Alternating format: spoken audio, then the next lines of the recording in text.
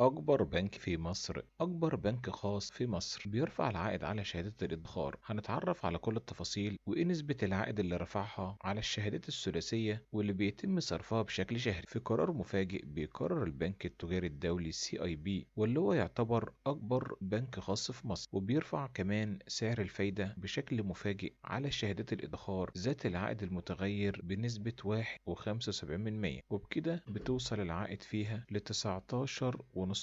بيتم صرف عائد الشهادة بشكل شهري، والعائد اليومي بتاعها بيوصل ل 19.4%. بيقرر البنك رفع سعر الفايدة على شهادة الثلاثية ذات العائد الثابت، وبيوصل فيها العائد ل 17.5%. وكمان بيخفض الحد الأدنى لشرائها، واللي هو بيوصل ل 50,000 جنيه بدلا من مليون جنيه. يعني لو معاك 50,000 جنيه هتربط شهادة ب 17.5% من بنك CIB، أو شهادة 3 سنين بعائد متغير ب 19.5%. بيعلن البنك عبر موقعه الرسمي بيوقف شهادة بلس وشهادة بريميان الثلاثية، وتحديدا في الوقت ده بيشتعل السباق في البنوك المصرية في جذب السيولة، وده بعد سداد استحقاق عدد من الشهادات الادخارية مرتفعة العائد في إبريل الجاري. بتطرح وزارة المالية أدوات ادخارية جديدة ودورية للأفراد بعائد تنافسي. بتحاول البنوك جذب المدخرات، ولجأت بعض المؤسسات إلى طرح منتجات ادخارية جديدة، ولكن في بنوك تانية بتفضل إنها ترفع الشهادات اللي موجودة عندها حاليا، وكمان بتعيد هيكلة بعض الأوعية الادخارية. بتقدم كمان مزايا إضافية وحوافز غير سعرية زي تقليص الحد الأدنى للإكتاب، أو بتتيح برامج مكافآت ونقاط للمشتركين. وبكده بنكون عرفنا إن بنك CIB رفع الفايدة بتاعته ل 19.5%، واللي بتعتبر أكبر فايدة في السوق المصرفي دلوقتي في الشهادات المتغيرة لمدة 3 سنين. لو عندك أي استفسار أو أي تعليق اكتبوا لنا أسفل الفيديو، ولا تنسوا الاشتراك في القناة.